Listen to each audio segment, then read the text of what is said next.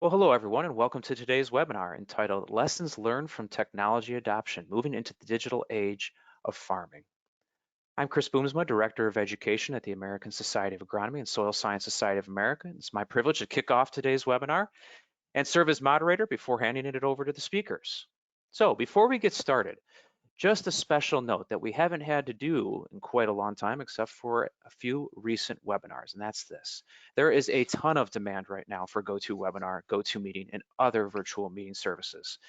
It is placing a lot of demand on the program, and it's putting a lot of demand on general internet service.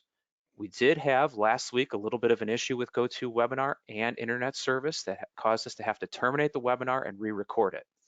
If that happens again today, we will try to let you know through the chat feature, through the question portal, etc., keeping you up to date on what's going on, but we will first try to resolve the issue. If that does happen, don't worry. Our speakers, myself, we will re-record this. We will still get it out to you as quickly as possible, along with the slides and anything else we want to and can provide to you, okay? So please be aware that this could happen. I haven't seen any indications that it will today, but if it does, we'll get you those materials, and we really do appreciate your understanding. It's a bit out of our control at this point in time. Okay, a few other things. First of all, I want to thank our sponsors today, the United Soybean Board. Thanks to their generous sponsorship, this webinar is brought to you free of charge. So we can bring some great content, bring some fabulous speakers free of charge, thanks to the United Soybean Board. And just a quick note that our sponsorship or their sponsorship of this program does not mean that their views or products are endorsed by the American Society of Agronomy. Okay, a few very quick housekeeping items. If you are having any trouble with today's webinar, first I'd ask you to reach out to Michelle Lovejoy. You can see her email address and phone number on your screen at this time. She will try to get your issues resolved as quickly as possible. Second, this is going to involve a lot of participation today, this webinar, more than usual actually. So first, any questions you have throughout the webinar, please type them in the questions portal. I'll see those and I'll pass those on to our presenters. Second, it'll be more of a dialogue between our speakers. And not only will there be dialogue, there will be polling questions. So please participate, submit questions throughout, participate in the polls. They're going to help guide the conversation today. Again, as I said earlier, note this is being recorded, and if necessary, a new session will be recorded and made available to you. Lastly, please be on the lookout for future webinars offered by both ASA and the Soil Science Society of America, SSSA, in the coming months. Okay, with that, let's introduce today's speakers and get this rolling. First of all, our first speaker is Bruce Erickson. Bruce is the Agronomy Online Director at Purdue University and the Agricultural Education Lead for the Wabash Heartland Innovation Network. He's developed an agronomy e-learning academy at Purdue, which has served more than 1,300 students from many countries and states. He also leads the Crop Life Purdue University Precision Dealer Survey, which is the most complete and longest running measure of precision ag technology adoption. Bruce has had a great career, starting as an agronomist with Pioneer Hybrid in Iowa, served as a senior technical designer at Agribusiness Group in Indiana, helped manage Purdue University's site-specific management center and the Top Farmer Crop Workshop, and was, prior to going back to Purdue in his current role, the Agronomy Education Manager at the American Society of Agronomy. He's a recipient of many awards, all of which you can see in the bio we posted in the education classroom. Next, Tom Oswald. Tom is a fourth generation farmer from Northwest Iowa who started farming after graduating from Iowa State with his bachelor's in agriculture. He later received a master's in soil management and weed control. This work caused Tom to test and adopt strip-till for corn production and no-till for soybean production in the 1990s. By 2001, he used no full-width tillage on his entire operation. Since 96, his harvest activities have been logged using GPS-equipped grain yield monitors, which have also been used to document spring, summer, and fall applications. In 2002, Tom was elected to the Iowa Soybean Association Board, becoming president of the organization in 2014. He currently serves as Supply Action Team Chair on the United Soybean Board. He's active in a number of other ways too, professionally and in the community, and he also is a recipient of many awards. Again, check out the education classroom for information on those. So with that, I am going to hand it over to our first speaker, who's going to be running the slideshow, Bruce Erickson. So Bruce, when you're ready, go right ahead, take it away. We really look forward to this great presentation and dialogue. And thanks, Tom, also to you for joining us today. Okay, Chris, give me just a second here to get all of my show ready to go here. So, Yeah, no problem. let me see here.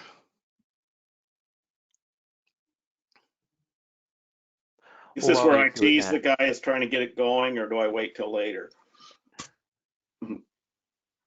Yeah, for some reason, we had this all ready to go before, but for some reason, here we go. Well, I think that Okay. illustrates how technology works, Bruce. One of the big I problems. think so. I think so. Okay, so I think, Chris, are you seeing the entire screen now? yep, I can see your full slide and it looks perfect. Thanks. Okay, well, thanks very much. And so again, thanks everyone for participating today. I know these are tenuous times, and I know a lot of you are worried about things. I'm kind of worried about things. Maybe this will provide a little bit of a mental break for you. I'm glad to see the Dow Jones Industrial Average is above 20,000 today. That's encouraging too. So, so you heard Tom interject there, and that's sort of how we want to proceed with this webinar. Is that I'm going to do, present some information, and Tom's going to talk about his lessons from his role of his perspectives from being a farmer and also from interacting with a lot of farmers and agribusiness people. And the objectives of today's webinar are, as I've thought about this, we're getting into the digital age here. We have been probably 2 decades into this, and some of the technologies have been working really well. Some of them have not been working quite so well. So I think it's interesting to look at who is adopting what technologies and why. It's just like, if we're going to the store and purchasing something, you're reading the reviews and you're looking at a new washing machine and you're thinking like, well, other people are doing this and other people rate it good and other people are not finding it quite as helpful, that kind of stuff. And so, well, that's part of the reason we do some of this survey work is to see what our peers are doing. And we know, of course, with agriculture, it's different in different farming operations. There's different crops, there's different ways that farmers farm in different parts of the world. And so this all makes quite a big difference in terms of what we're doing and how that's influencing our adoption. So, and the other thing I want to talk about some too, and that of course Tom will be talking about, is that how do we better embrace this digital age? And for perspective, and I think this is not news for anyone, it's that we've if you go back 100 or more years, it was mechanization that was changing agriculture, and then of course hybrids and genetics really came of age, and then fertilizers and pesticides, and then in the mid 1990s biotech and GMOs and all that. We've been in this precision farming era. We're moving more toward a digital side of that now, and of course probably in the future we're looking at a lot more automation. But before we proceed, I'm really curious to hear some thoughts from the people that are participating today. And so we have 3 polling questions that Chris is going to run. And if you just wait just a moment, Chris, I'll introduce the 3 and then we can do each one of them. But Sure. No problem. I'd like to know what everyone is thinking in terms of precision agriculture right now, because I'm guessing that many of our participants are in ag retail. There's probably a few farmers online. There's probably some, that are consulting and those types of roles. But the first question is, how have we increased efficiency with precision agriculture? How have we reduced our inputs? The second question would be, how much have we increased yields? And then the third question would be, looking into the future, what could we do if everything was perfect? And so, whereas you participants will be punching in your answers, I'm going to ask Tom, and he has to write these down. I'm going to ask him to write down his own answers, and I'll write down mine too, and we'll share these later. So Chris, could you put up the first question? Sure thing. You should be seeing it now, everybody. So if you could, please go right ahead and vote. And the responses are definitely coming in. So. And then Chris, I forgot to ask you ahead of the webinar, will you be able to can we do all 3 questions and then you can show the results, or do we have to do a question and result and question and result? Yeah, it's question and result, unfortunately, only with GoToWebinar. Okay, I think that can work. I'll just make a few notes here. So Sure. And there is no wrong answer. That's true. no, there's not. And Tom, you make sure you write yours down, and I'm going to hold you to this, because do you remember in grade school, Tom, when you could like put down a 1, but you could change it to a 4, you know, if you wanted to be a little sly? Not that you would ever do that, but, or, you know, you'd change a 3 to an 8. That's pretty easy to do. So, Well, our voting is pretty much leveled off, Bruce, so I think I'm yep, going to go close ahead. this one so you can see the results, everyone. All right, and we're going to share the results here. And there you go. Those are the results for right now for question number 1. Okay, so I need to make it's a little bit small on my end of things, but it looks like 40-some%. I need to get my glasses fixed here for 0 to 10. Yeah, exactly. And 40. so most people are in that 0 to 20%, and that's interesting. I guess, Tom, what do you measure of that, and what's been your experience on your farm? And we're talking pesticides, fertilizers, and seeds. And this is if you have section controllers, and this is if you have guidance that you know, you can more accurately put on things, those types of things. What's your reaction to this? Well, I tell you, Bruce, I put down 5%, and I need to help the audience, if you will, understand where I farm in Northwest Iowa. We farm pretty much, pretty rectangular fields, other than some waterways. I don't even have any terraces on the farmland I operate at this time. And so when it comes to section control and a lot of those things, you know, we're not experiencing the type of field shapes that a lot of people are. And as a farmer, one of the things that I've learned a lot in serving on the United Soybean Board and visiting with farmers both around Iowa and around the country is backyarditis, where you think that the perspective you have in your own backyard is what everybody else is experiencing. And so I would argue in my farm and in my general lack of only a few point rows, if you will, the payoff's probably not as great. But having said that, I know the payoff is huge for other people. And I think that's the first step in this process, is realizing you got to calibrate how things work in your own backyard, but be aware of techniques that are happening elsewhere. Yeah, and I'm encouraged by these polling results, and I've done this before at other meetings, and they're typically higher than I would put. From some of my discussions with a number of retailers and farmers, I would put it in that first category of 0 to 10%. Like if I would pinpoint it, maybe 5 or 10%. So looks like we're tracking pretty well. So Chris, just to make sure that we keep moving along here, why don't you go ahead, if you could do the second polling question now.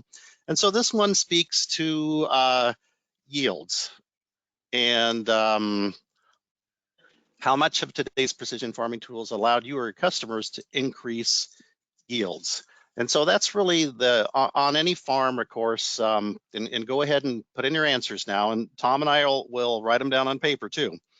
And so this really is the other side of, you know, there's many ways that you can increase revenue on a farm. You can increase production, you can decrease costs. There's other, I guess, smaller things too, but curious to know what people are thinking here. And I'm not going to predispose any of your answers either. I've got some thoughts on this, but I'm going to hold off for a second. So Chris, just let me know when you think people are. Yeah, we're still trickling in here. I think we'll run it for about 1 minute. And I think we'll just a few more percentage points of voting here, and we'll be right where we were on the first one. So folks, you have about 5 more seconds if you're interested in voting. All right. Now, we know this is an election year, Chris, but I mean, this is a different kind of a vote, right? That's right. There is no wrong answer. That's what I said. There you are, Bruce. There's your results. Okay, and so interesting here, and I'll just tell you what I'm thinking. You can notice that there is a higher amount that don't feel we've increased our yields as much as we've reduced our inputs. And I would be completely in agreement with that. And in fact, I would be, you know, maybe 0 to 5% if we had more fine categories. Tom, what's your take on this? Well, as I look at it, I think the tools for me, and I've been looking at this stuff since about 1996, has to do with farming better as opposed to the yield increase. Although I would say in respect to corn, because I'm a strip till farmer, that some of these tools have really helped in the sense of that indexing of fertilizer where I want to put it, and plus the ability to operate in like last spring, till midnight, 1 o'clock. When you needed to drive straight or land the planter on the strip, you could keep operating past the time frame. So from an agronomic standpoint, maybe not as much of an increase as much as just the operational impact. So I put 10% for corn. Soy, I can't say necessarily, but I do like the autopilot or the ability to keep the harvest width going effective in soybean, for example, is a good one. And I use the tools, quite honestly, to pay attention to equipment, watch how the equipment's performing. So good, and that's kind of consistent with my observation. Most of the gains in precision agriculture so far have been in reducing inputs and not as many. There's exceptions to this, of course, but that's where I'd like to, work on this a lot more, is increasing yield. So Chris, could you do the third polling question now, please? And the third one is the kind of speculative one, and we're asking people, so if we go into this digital age and every plant has its perfect amount of fertilizer, water, and what I want to restrict this to is using today's tools. We've got today's chemicals, genetics, fertilizers, etc. But if you could perfectly place all those with perfect information, if you knew exactly, like if you had a weather station, you knew exactly when to time your fungicide application, if you knew exactly what every plant needed, that's what I'm talking about here on this third question. And so, Chris, you can cut me off when you're ready to close out the poll, but otherwise I can just we keep got a little doing. bit more time. I'd I say, can folks, keep 10 more seconds. Okay, I can keep doing color commentary. We're all missing our March. We're missing our March Madness, and so I feel like I need to fill in, for some of the color commentary here. Well, I know one of the agronomists in Iowa that I know, his background was in weed management. They're running a weed bracket now. So been quite a lot of fun polls going on that way. Interesting. Well, there you go, Bruce. There's your responses to the last question. Yeah, very good. And yeah, a weed poll. That's funny. Sort of, okay, 0 to 25%, and my little screen here is fairly small, but anyway, fairly, I guess I would say kind of pessimistic. I might have put myself 20 to 40% if you could have every single plant. So I guess our participants aren't probably as optimistic about this is really setting the stage for what is the promise of digital agriculture if everything could be perfectly managed. And so, Tom, what's your take on what we're seeing here? Well, the number I used was 50%. And mainly that was just a wild guess, driven in part by the yields achieved by some of the people I call the racers. For example, David Hula and corn. Those guys have somehow found a way to race these hybrids and soybeans, those other things. And I think that would suggest there are things that can be done. But for example, where I live, and I think it's pretty important, again, in this calibrating the techniques to the local environment, I can't control water. I can't control sunlight. My fields tend to get too wet as much as too dry. And so as you look at those uncontrollables, you can do everything else right and have some uncontrollables limit your top side. So that's one of the reasons I didn't say we could double yields like you might say, again, the racers have. But I think we have some opportunities to do it better. But we have to have supporting agronomy. And I'm absolutely convinced one of the choke points in this space is the solid agronomy to support the questions that come back with the monitor data or other data that we're using, trying to make a better decision. So that's interesting, Tom. We had a question on the Crop Life survey a few years ago and asking retailers, if you could hire a person, would you hire a computer-oriented person and train them with the agronomy, or would you hire an agronomy person and train them with the computers? I mean, kind of two different approaches to what's most important. And as I recall, they said it would be better to hire someone with solid agronomic skills and ramp them up on the computer side of things. And so that really plays right into what we're talking about here. So anyway, Chris, should we get back into our slides here? And let me see if I can make sure that I can share again. It's no problem. We're just seeing your slides off again. And there it, oh, still a tile. Okay, and I have the, just like let me try the other thing here. Yeah, and maybe double well, click on an individual slide. While you're trying to talk about that, I do want to bring up from a United Soybean Board perspective. This is one of the reasons we launched the Tech Tool Shed. It can be found at the United Soybean Board. And the reason being is we know there's a lot of farmers in the movable middle that are looking to use the tools better. And so for those that are interested, go to United Soybean Org Tech Tool Shed, and it'll bring up a number of presentations by a number of experts across a lot of locations. And if you got a farmer that's trying to do better with the tools he has, maybe that'll help them along as well. So just a little point in there. Thanks, Tom. Well, Tom, I'm glad you filled in while I was in. And Chris, I pushed all the right buttons as far as I know, but I like you said, I had to hit them again. So isn't that the way it goes with technology sometimes? Okay, so let me just make a few comments here as we get going. And so the polling results sort of substantiate somewhat what we've been saying and what some of our survey information shows, and that it's what we call the automated technologies. It's the section controllers on sprayers, a couple of pictures here that you can see from Tom's farm up in Northwest Iowa. And, making the clean cutoff there at the end of the row and saving seed and all those types of things. And guidance, of course, where we reduce skips and overlaps and all those types of things. And with sprayers, of course, a lot of this technology has been what our studies have shown relatively profitable. If you can, turn off over a waterway or avoid the, skip rows and end rows and all that kind of stuff in a field, this type of technology has shown to be quite profitable. What we haven't done in the U.S., and they've done this quite a bit, I shouldn't say quite a bit, but they've done it some in other parts of the world. We've known that they've done tramming on wheat in Europe for many, many years. In Australia, they do quite a bit of controlled trafficking, but we, of course, now with guidance technologies and related technologies, we can follow the same paths in the field. Perhaps we're not doing it as much because maybe we don't have quite as much problem with compaction. And, like part of the reason they do it with wheat in Europe, I understand too, is because they're making a lot of fungicide applications, and they need to keep going back to the field to spray periodically.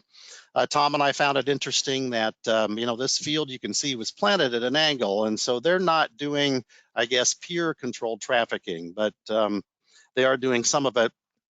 And then the other thing that has been a real marvel and has certainly helped is that as our equipment has gotten bigger, we actually, as I think most people know, we've gotten in some ways less accurate without having all these controllers, because as we turn corners and we slow up and speed up and slow down and those types of things, we're affecting the rate a lot more, and especially if we're turning nozzles on and off in different parts of the sprayer, that's quite a bit to manage. This particular graphic, I thank my colleague Tim Stombaugh from University of Kentucky for doing this work. It's a number of years old, but the purple here is a low rate. The red here is a high rate. And you can see as this particular sprayer was approaching this waterway, they were slowing down, they were putting on too much. And then when they get past the waterway, they speed up again and they're putting on too little. Then they're going around these posts here, they're putting on too much. Where their boom is in the center of the arc, et cetera. And I think everyone's familiar with this. It's a whole different situation as compared to when I was a kid and Dad was pulling around the 4-row 2,4-D sprayer with drops. I mean, it's a whole different ball game. And so some of our data that speaks to this from our crop life survey, and this is a survey that we've been doing now for 2 decades. And if you look at guidance and section controllers with retailers, and you'll see that most of the guidance technology started in the around the year 2000, became commercially available. We had light bars, of course, first, and if you notice, we were just tracking guidance here at the beginning. Then we were tracking light bars separately, and auto guidance is the black line here. The green line represents the sprayer section or nozzle controllers. And I guess my point is here is that we've had relatively fast adoption of this technology, and pretty much every retailer, with a few exceptions, are using this type of technology, and it's paying off for them. And then another set of technology here, though, too, is not retailers. This is Department of Agriculture, and this is actually acres. The previous slide was showing the percentage of retailers. This is showing the percentage of acres. And the yellow boxes here are corn, the blue balls are soybeans, and wheat, you can see, are the orange diamonds, and etc. But you can see a very rapid, if you take a look at roughly the same time period there, a very rapid increase in acres of automated technologies for precision agriculture using these technologies. And so, well over half, and this data is often a little bit behind, just in terms of you're never completely up to date. And so, Tom, I guess this would be a good point. What are you hearing from your fellow farmers and from your retailers in terms of this? Yeah, as I was thinking about this, a lot of it has to do with things that make your life better as an operator. And for example, I'm a one-man show, so anything I can do to make my life better, not having to hold the steering wheel while planting, is amazingly better on my neck, for example. With swath control, not having to worry with the sprayer, have I sprayed that piece, because I can look it up on the screen and then go back and find it. Those things are pretty huge, and I think that's a function of labor supply as well as efficiency. I was doing a few figures that back when I was a kid and we were doing tillage, an 18-foot disc was big, and you think, well, overlaps aren't that important. Well, a 6-inch or an 8-inch overlap on an 18-foot disc is similar to a 1.5-foot overlap on a 54-foot field cultivator, for example. And you don't always think about, but these issues have been around forever, and we're just using better tools to get there. It's kind of the way I look at it. Again, the supporting agronomy, though, is to me the next, that's the low-hanging fruit we've been looking for, and it's not always easy to find, as into improving yield as much as cutting cost and improving efficiency. So I might ask, Chris, do we have, by any chance, I don't have a placeholder for this, but do we have any questions in the queue yet? It might be a good time to remind them too, they have a question, they type it in, right? Yep, absolutely. If you have a question, Okay. put it through the questions portal. And I do have one question for you right now, Bruce, and that is, Oh, Bruce or Tom as well, do you have any comments on data ownership? Do you want me to take that one? Well, you take it, Tom. Yeah, it's a hot potato. You take it. It's a hot potato, and I think it's a fair potato. I've spent quite a bit of time in here, and we could chat about that for quite a few minutes and possibly quite a few adult beverages if that was the choice of lubricant for the conversation. It's a big, tough subject, and I think it does frustrate a lot of farmers because, for example, I have probably hundreds of files that are not incorporated into a database because they are 25 or more years old. And the question is that data even valid? If I was to share it with a provider, is the quality of that data good enough to put into a database? Because if it's garbage data going in, what value does it have? And there's a lot of these questions that have yet to be answered. What data should really be shared? And then once it's shared, how do you define ownership? And I think that's the root of the person's question. There's a lot of tough conversations going. There's a real nice, there's quite a bit of work. You can Google it, not to use a term, about data. You could Google it and look into it. I'm trying to think the name of the organization, but the whole farm data, it's like a coalition, is a big deal. And I encourage conversations and thought because it's like, are we giving away the negatives to our photographs for someone else to own? And a lot of farmers don't know the answer to that. Intuitively, we'd like to make it turn into a value, and that's still yet to come. Probably didn't answer the question, but that's the feeling I've seen. No, that's really good. In fact, Ag Data Coalition, we're a part of that. They're actually having a webinar today too, I see. And so you can go to their website. I can't remember what it is, but you can do a search for it.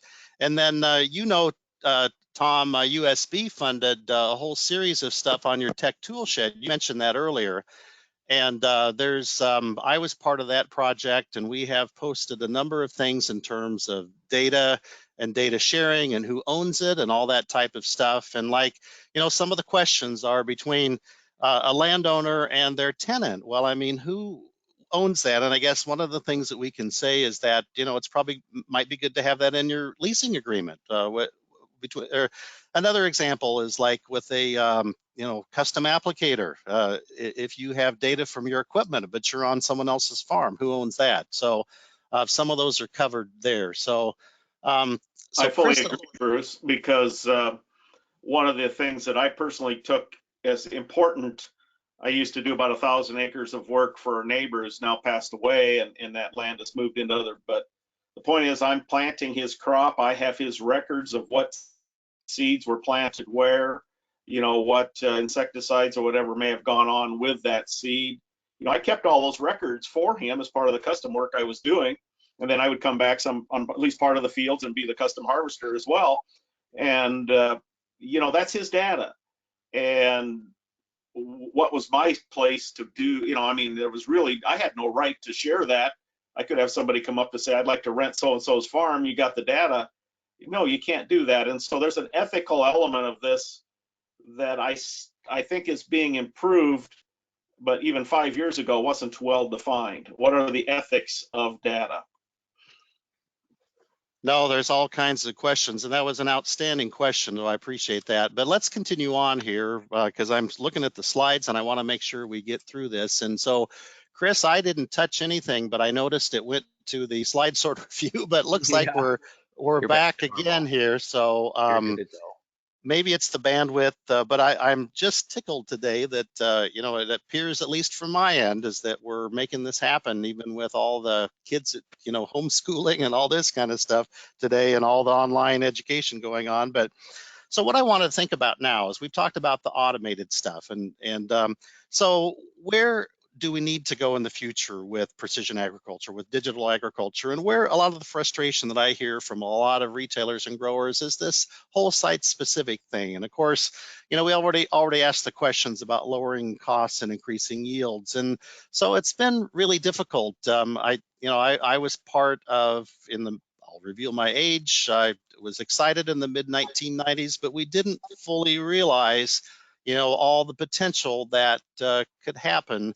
And let me actually go back to that previous slide. This is, you can go on Google Maps or Google Earth or whatever, or any, aerial image, and you can just look down on fields and you can see that, my gosh, there's such variation in a lot of these fields. And so certainly we need to be able to do something different. And that's just bare soil image right there. I mean, if you look at a fully grown crop, it can make quite a difference too. And so with the next slide, but since the 90s, we've really come a long ways in terms of technology. With sensors are so much better and cheaper. We can move the data around. Data storage is so cheap now compared to what it used to be. We can process it. And so we have a lot better opportunity in, making this all happen. And so, from some of our recent surveys, I'll get into some of the specifics here in just a little bit, but like we've said before, I mean, guidance and section controllers are pretty much old news.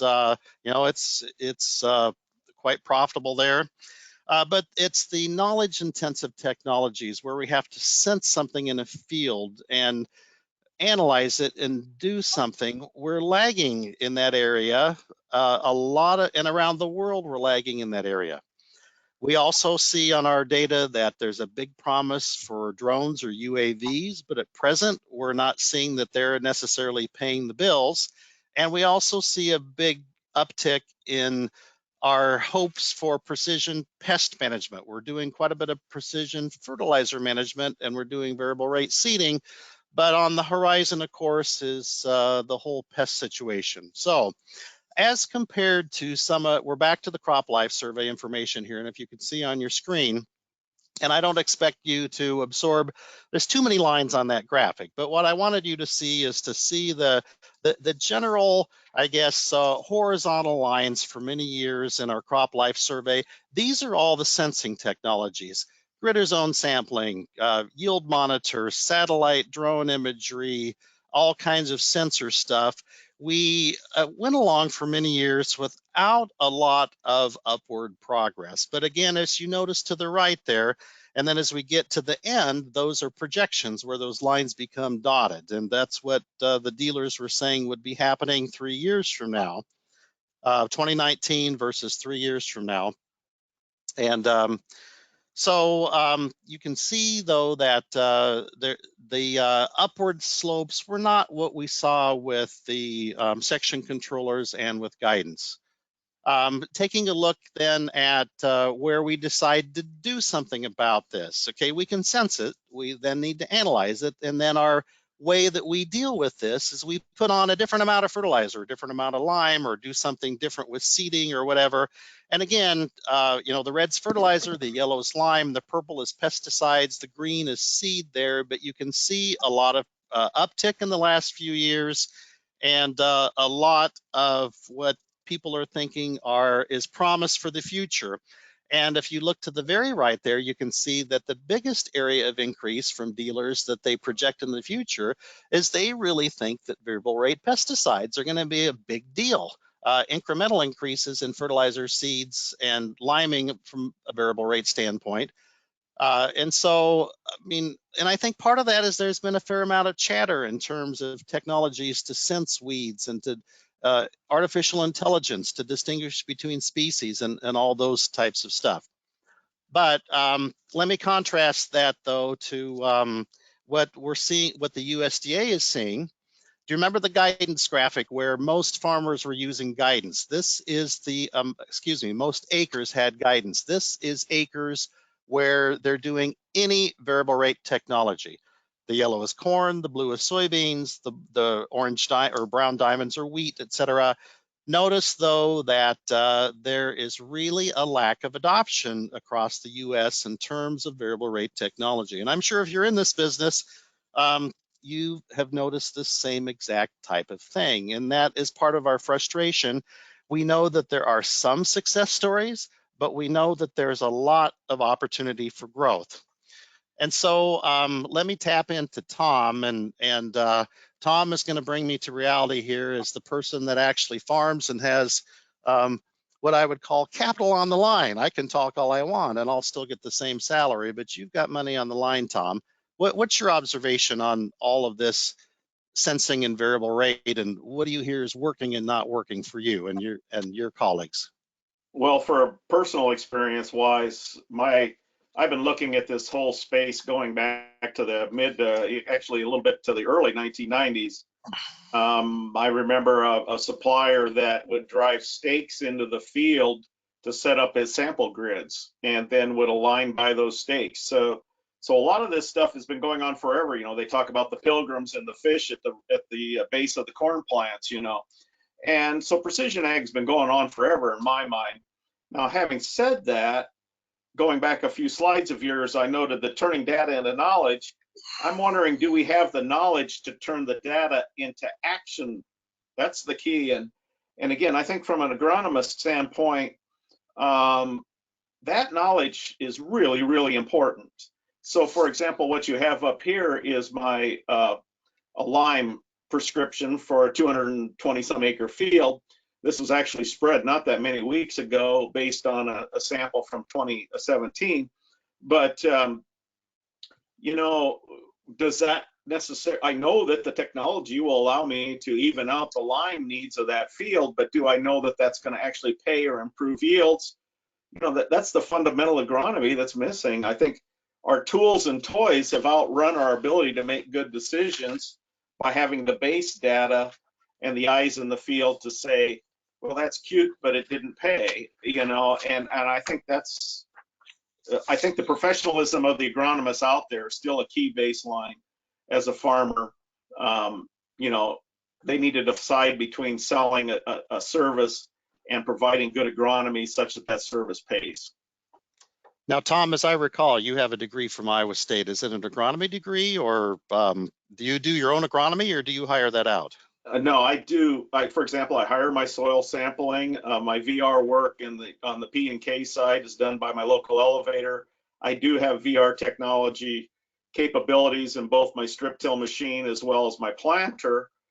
But and I do a tremendous amount of strip trials, split planter work, those type of things.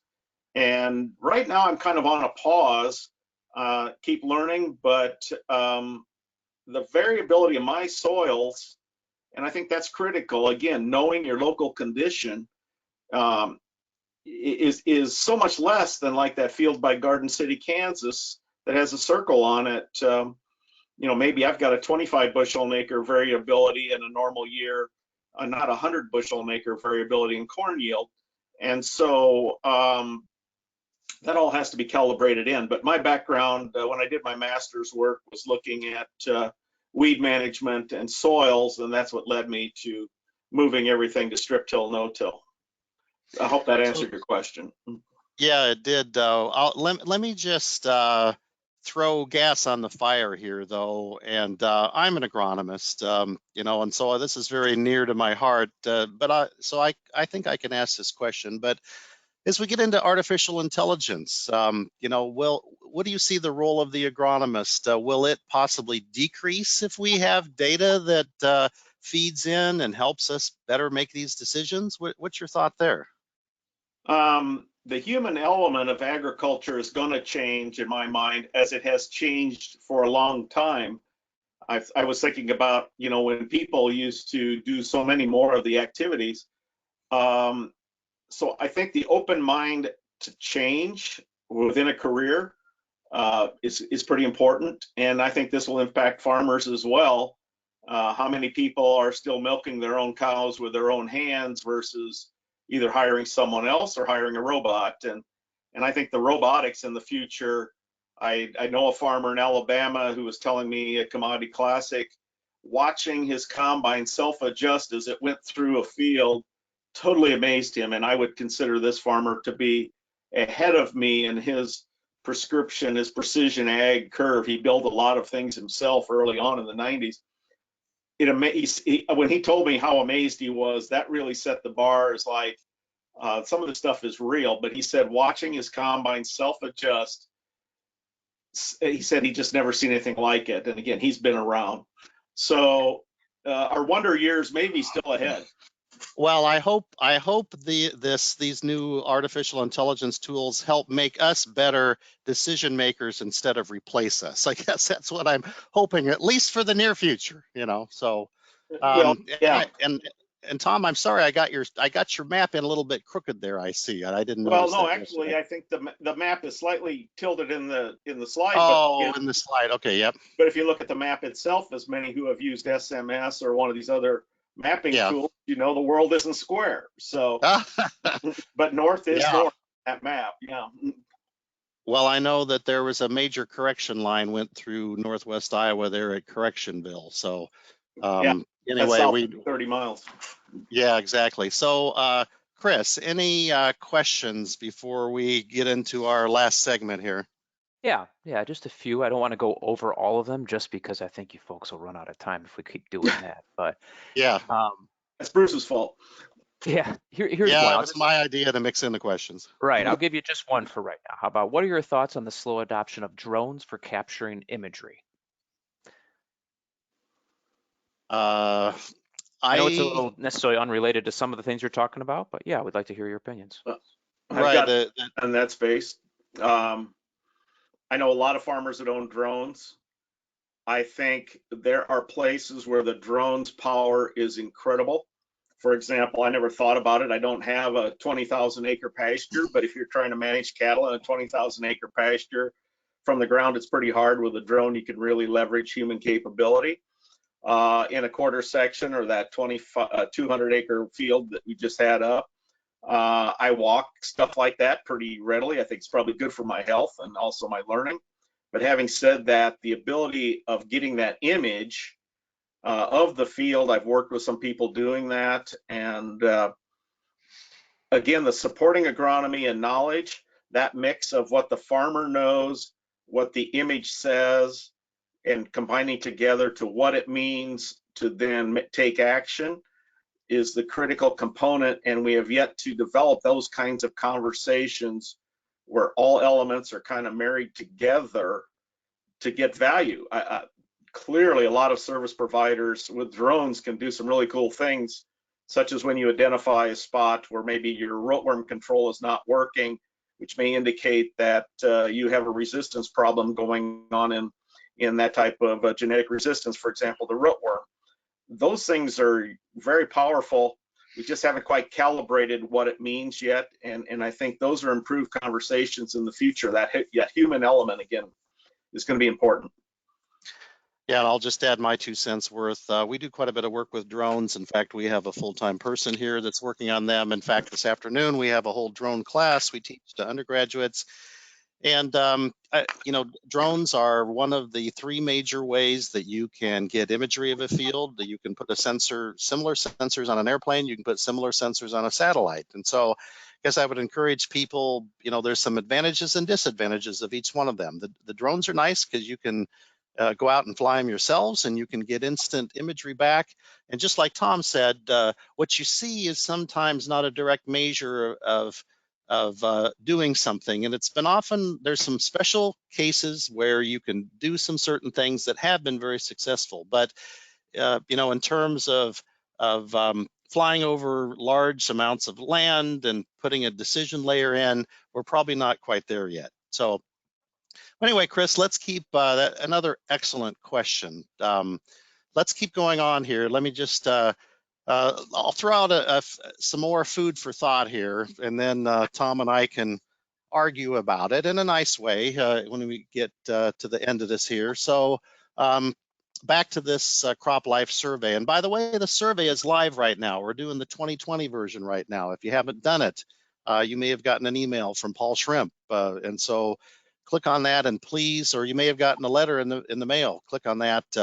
So we need data, like Tom said. We need data to drive decisions. And this graphic is showing where the data is used to help drive a decision.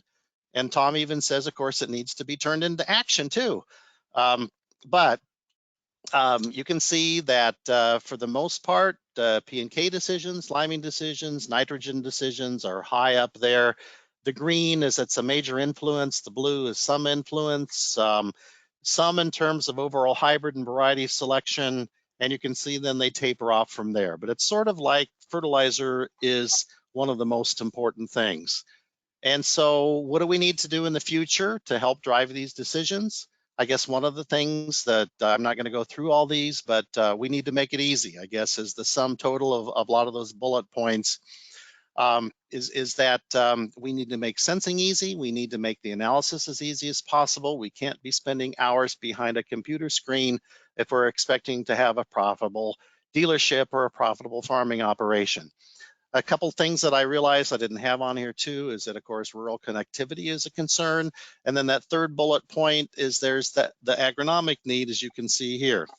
A couple of acute things, I guess, that I found that, relate directly to this conversation.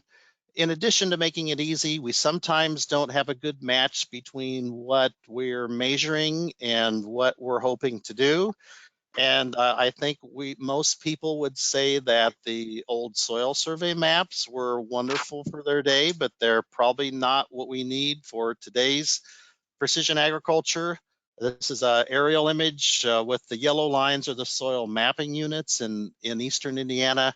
And you can see visually there's just not a good line up there.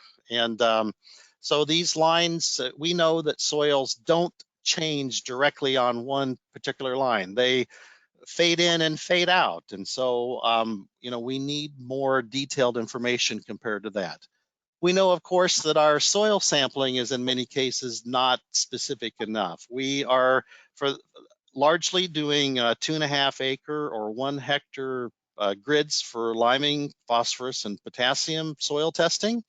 And we know that this is an old study from Ontario, Canada, but it shows the concept well, and that there's not a lot of good correlation between those samples until we get down to about 1/4 acre. Or what did I say, 1/4 acre or 1/2 acre? Anyway, it's far less than where we currently are. But of course, the time and the cost of sampling really don't allow for that. So we've kind of compromised at somewhat larger sampling grids, but we need to get more precise information on soil nutrients in the field. And of course, there's a lot of work being done on the go type of stuff, on new sensors and all that type of stuff. And this concept, of course, I'm sure a lot of people are familiar with that. If we're using data, we need to be able to have it set up in such a way that we can get to it, that the file names and the file customs are set up so we can share it, and that I'm not using metric and Tom is using English units and that kind of stuff where they're incompatible. And so we really need to, and the Ag Data Coalition works with all these types of things too. And Tom, you pointed out to me, I see Bruce, that. when you first showed me this graphic, I looked at it and I said, wow, that really makes sense. That interoperable, when you look at that gear set, that is locked up. If it was actually engaging gears, is locked up. And I think, this illustrates a number of things I find as a farmer, is that a lot of people's good ideas never hit the ground because they've never had to put their foot on the ground. And again, I want to reinforce, because I know the audience is mostly agronomists and support people in that nature, as well as farmers making their own decisions. The eyes on the ground and the conversation, I keep thinking about this webinar as I participate in it, that what is the objective we're trying to achieve with these technologies? Is it yield improvement or efficiency improvement? And that's a conversation that sometimes just put the map up on the wall and say, what does that look like? And start asking questions. So then we go to the level of data that comes off of machines that may or may not be calibrated. Is this really interoperable or even accurate? And so I encourage quality data, and the interoperable platforms hopefully will become more interoperable. But as a farmer, I can tell you the number one thing that drives me crazy is if you push the start button on a complex planner and it doesn't start on a beautiful sunny day. That is rather irritating. And I can only imagine what a service provider with a VRT capable spreader is trying to do when they pull into the field. They load up the bins and it doesn't spread, or their map doesn't load. So I think we all live in this space, and we have to work together on it. No, I'd say we're making some decent progress in terms of equipment talking to each other, and standardization of file names. And of course, there's a lot more work that needs to be done, because if the amount of data is related to the amount of emails in my inbox every day, which are poorly equipped to handle. We're all floating in a huge amount of information, and information everywhere, but no knowledge to drink, I guess, is I'll just make a crazy statement like that. The other thing I guess I would add too, in terms of this, and I work in education, so I think about what students need, and are we preparing students to be qualified? I taught the introductory agronomy class, and we have 4 online classes now that we offer through my program here. And are we equipping them correctly? And I worry about this, to do the tasks that they need to do. And a couple of slides here before we take a few more questions and Tom and I engage again, is that so this particular graphic shows from retailers answered this survey. This is a couple of years ago, And how long does it take you to find each of these various positions? Equipment operators, agronomists, technical support people, etc. You can see them listed here. And so the red on the right is just can't find these people. The orange is 3 months. The yellow there is 2 to 3 months, and you can see for the most part, people with the right skills are pretty hard to find, is what retailers were telling us. And then here's another one too, is that for the people that you have interviewed, tell us what their skill level was like for their knowledge of precision agriculture. And I didn't have room for all of it here, but you're seeing most of it. Their knowledge of basic business skills, their statistics, communication, spreadsheets. How are they able to calibrate, troubleshoot? What was your read on people that interviewed? And again, you can see the color bars there, being deficient with the red, being low on the yellow. And you can see that I'll just say positively, there's room for improvement there. And I take some of this personally because, I mean, these are often some of the people that we send out from places like Purdue University and other land grants and community colleges and all kinds of places. So, but let me add, I guess a thinking piece, and then we can take questions. And Tom, you and I can think about this. The thing that we haven't addressed today so much is the whole robotics thing. I mean, yes, we do have automated steering and that type of thing, but we're talking about if you completely take the operator out of the field, let's say.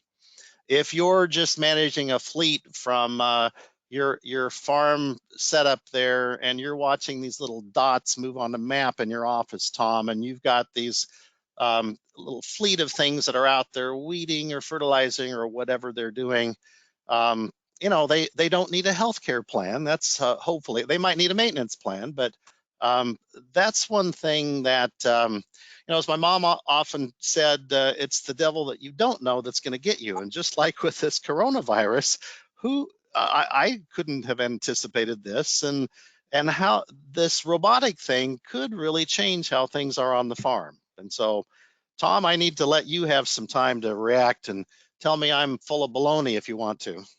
Well, I'll tell you that anyway, but it's a case. Now, really, I think your points are well said. One of the things I've learned traveling a little bit around the world in the agriculture space on trade missions, whether that's Australia, Ukraine, or say South America, is that some of these things are fairly universal, these questions. They haven't been solved necessarily perfectly anywhere.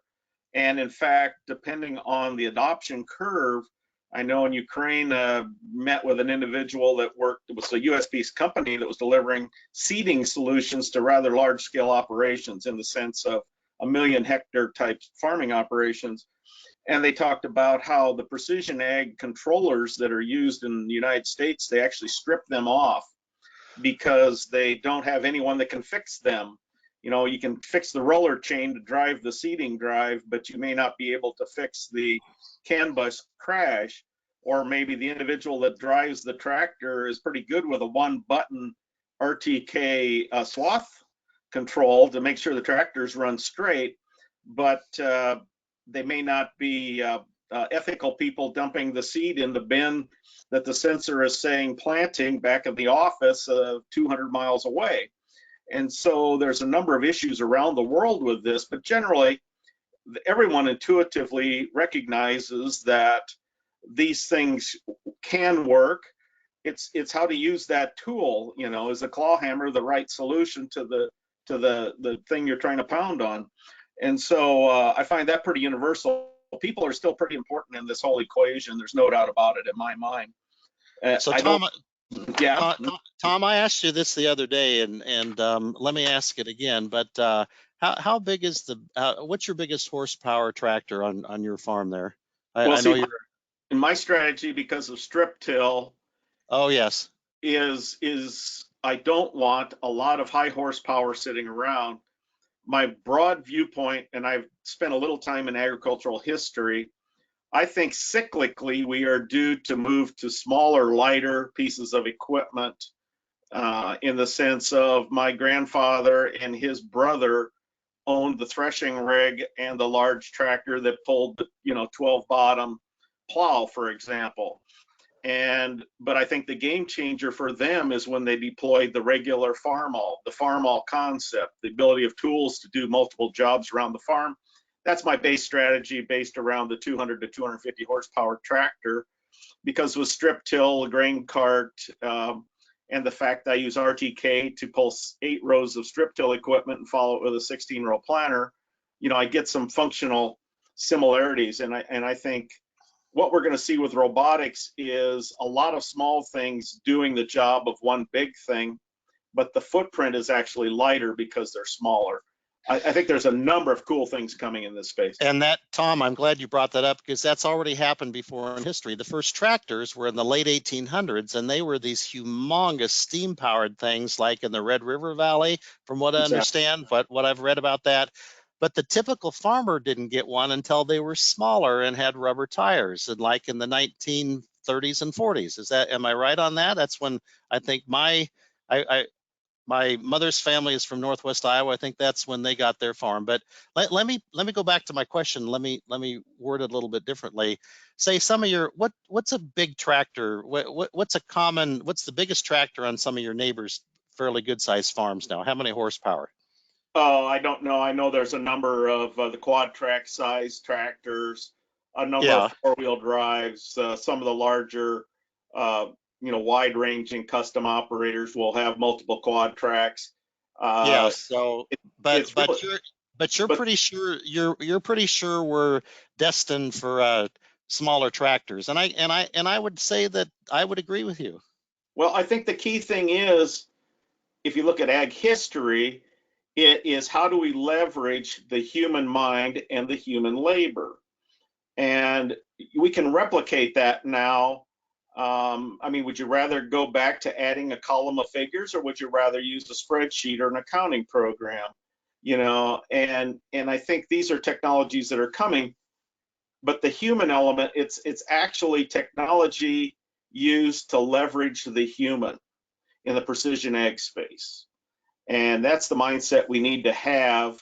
And I think it'll be quite a while before agriculture abandons the human element for that intuition, as well as the specifics. You talked about your labor and the people, and I'm thinking, would I rather have a computer geek doing robotic surgery on me, or remote robotic surgery, or would I rather have a surgeon who knew how to use the robot arms cutting on me? I think I'd rather have the surgeon than the computer geek in this space.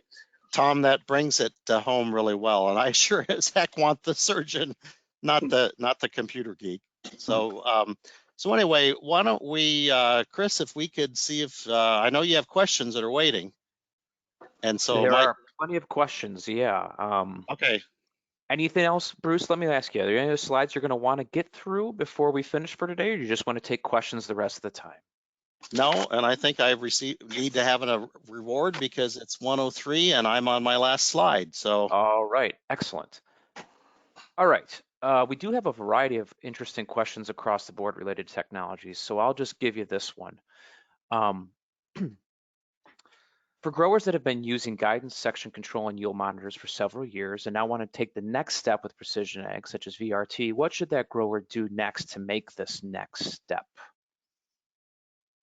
So you want to take the next step in precision ag. Maybe, Tom, you can answer this one. What do you suggest they do? They've already made some of the steps. How do you get to the next step? What's the best way to go? I really believe in on-farm trials. Because I've spent a long time in the no-till space, for example, and I'll use this as the analog. The best no-tillers are at adapting things to their local circumstance, the goals they're trying to achieve on their own farm. And so I would say working with good strip trials on farm, for example, and doing that well is the first phase, because, for example, I have yet to totally figure out the population curve on my farm. And that is basically done with uniform strips of various populations replicated. That's work, and these tools can help you do that. But before we start turning the dials, we need to understand what those dials are doing. So I've got a lot of tools that I have yet to fully incorporate, primarily because I'm not sure I know what the expected result is going to be. So this goes to the ground truthing of the human again. A good agronomist and working together to say, what are we trying to achieve? Mm-hmm. Bruce, any comments on that? I guess I might say that so that's great. They're doing the things that have been shown to pay off. There is generally much less benefit by going to the variable rate stuff. But I mean the variable rate liming, if they're in an area that needs lime, has been shown to be one of the things that has shown more the highest rates of return. P&K, some return there. It's can be questionable in some situations if they're in an area that has a lot of variability of soils. Obviously, if you have high areas and low areas, or high organic and low organic, if their farm lends itself to that, I guess I would say that would provide them a greater opportunity. But I'm just like Tom too. I mean, I think in general, everyone needs to be working this way, because this is where whereas I can be somewhat pessimistic of the value of some of the variable rate technology, I'm not at all pessimistic in that I know that this is where we're going to be going, because of course every other industry is going here too. Certainly in the coming years, we'll be getting better and better at this, and we'll be doing a lot of it. So Yeah. Well, great comments by both of you. To the audience out there, I realize we're over time, but we do have quite a few questions coming in, so I'm going to let this webinar roll till 10 after, so for 4 more minutes. So if you just want to stay there, 4 more, we'll get through a few more questions and then we'll call it quits. So next question, Bruce, is addressed to you, and certainly Tom, afterwards you can chime in too. It was a long question, a commentary almost from this person, but they're basically asking okay. this question. Is it easier for growers to adopt one technology at a time in sort of a stepwise fashion? Or is it better to try to do, multiple at one time? And this person is saying, look, it's easier to convince growers to adopt precision ag technologies if it's bit by bit. You don't have too much to bite off and chew at the beginning. Any comments from you on that, Bruce? Boy, that's a really hard question, and I'm struggling here with the answer to that. And I guess my first thought, which is normally my best thought, my gut reaction, is that I get what the person's asking, in that you have to walk before you can run, and maybe do things one at a time. But crop production fields are, they're interactions of various factors, and it's pretty hard to pull one out separately. And so, I guess I would say that maybe you could focus on one, but you certainly shouldn't exclude yourself. If you can, I would think about working on multiple factors. I don't know, Tom probably completely. I will lean the other way, and I'll tell you why. And I'm not saying this is perfect. I worked my way in a piece by piece, and I can tell you I went through a number of up and downs. Probably I'm on my 3rd platform for mapping software. I can tell you that I used to build my own harnesses to add capabilities to monitors that may not work perfectly, or to make them interact. So that tells you where I've been over time. So if you call that the cheap route or whatever, what I can tell you is this, and I mean this in general, whether it's precision ag or whatever, try to figure out the objective. And VRT may not be the answer.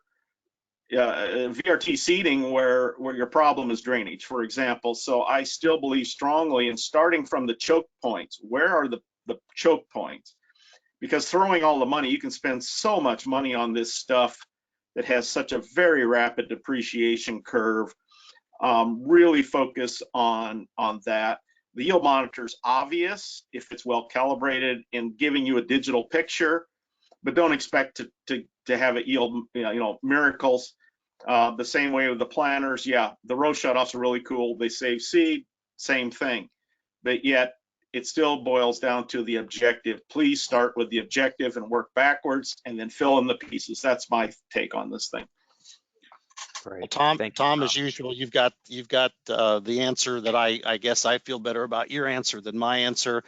One thing that I think is pretty obvious to probably most participants too is that, and I've heard it from Tom multiple times, focus on the result, not on the technology. Oftentimes, You know, we as agricultural people, we are fascinated by the thing, and I am too. It's cool, you know, and the looking at the map, it's neat, but we need to have the focus on what it's going to do from a crop productivity or cost saving standpoint, and not on the technology itself. All right. Well, thanks to both of you for your comments today. I appreciate it. We are unfortunately out of time. We thought we would run out of time because of the dialogue, all the great questions coming in.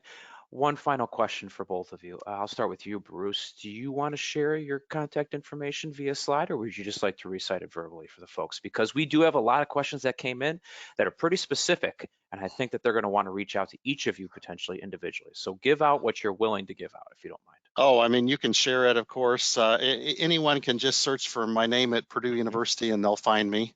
Gotcha. And yeah, feel free to use my cell phone number. Call me anytime, 24 hours a day. That's perfectly fine. I'm at home alone, you know. So True. Very good point. And that was yeah. That was before the virus. Oh dear. Bruce and I have known each other a number of years, going way back. I tell you, yes, I'm perfectly in support of this. My email is no-till-tom, as it sounds, @gmail.com. And if you do send me an email, please put in there the topic so it isn't as likely. But I'm a big fan of sharing concepts and ideas. I'm personally not, I know I'm not right, just a viewpoint, and love to engage with people in that respect. Awesome. Well, thanks to both of you very much today. And that's all today that we're going to have time for, folks. Thank you for joining very much. We appreciate the sponsorship from the United Soybean Board once again. Again, their kind sponsorship brings this to you free of charge. Thank you again, Bruce. Thank you, Tom, so much for being with us today. Yep. Thanks, I hope it was of value to the participants. It very much was. Well, take care, everyone, during these times, and keep coming back for our webinars to the American Society of Agronomy. Take care. Bye-bye.